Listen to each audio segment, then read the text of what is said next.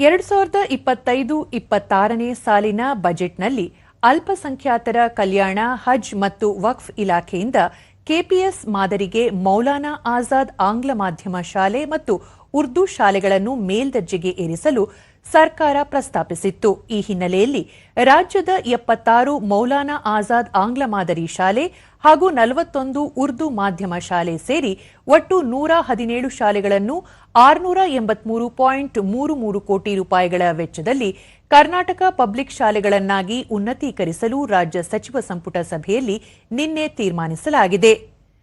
The Mysuru sugar ಕಂಪನಿಯ boiling house ದುರಸ್ತಿ ಮತ್ತು ದಿನಕ್ಕೆ 5,000 ಟನ್ ಕಬ್ಬು ನುರಿಯುವ ಸಾಮರ್ಥ್ಯದ ಹೊಸ ಯಂತ್ರೋಪಕರಣ ಅಳವಡಿಸಲು 60 ಕೋಟಿ ರೂಪಾಯಿ ಅಂದಾಜು ವೆಚ್ಚದ ಯೋಜನೆಗೆ ಆಡಳಿತಾತ್ಮಕ ಅನುಮೋದನೆ ನೀಡಲಾಗಿದೆ. ಜಲಸಂಪನ್ಮೂಲ ಇಲಾಖೆಯಿಂದ ಮಂಡ್ಯ ವಿಧಾನಸಭಾ ಕ್ಷೇತ್ರ ವ್ಯಾಪ್ತಿಯ ಕಾವೇರಿ ಶಾಖಾ ನಾಲೆ, ಕೆರಗೋಡು ಶಾಖಾ ನಾಲೆ, ಶಿಂಷಾ ಶಾಖಾ ನಾಲೆ ಹಾಗೂ ಹೊಸ ಮದ್ದೂರು ಶಾಖಾ ನಾಲೆಗಳಲ್ಲಿನ ವಿತರಣಾ ನಾಲೆ ಹಾಗೂ ಪಿಕಪ್ ನಾಲೆಗಳ ಆಧುನೀಕರಣ ಕಾಮಗಾರಿಯನ್ನು 100 ಕೋಟಿ ರೂಪಾಯಿಗಳ ವೆಚ್ಚದಲ್ಲಿ ಕೈಗೆತ್ತಿಕೊಳ್ಳಲು ಸಚಿವ ಸಂಪುಟ ತೀರ್ಮಾನಿಸಿದೆ.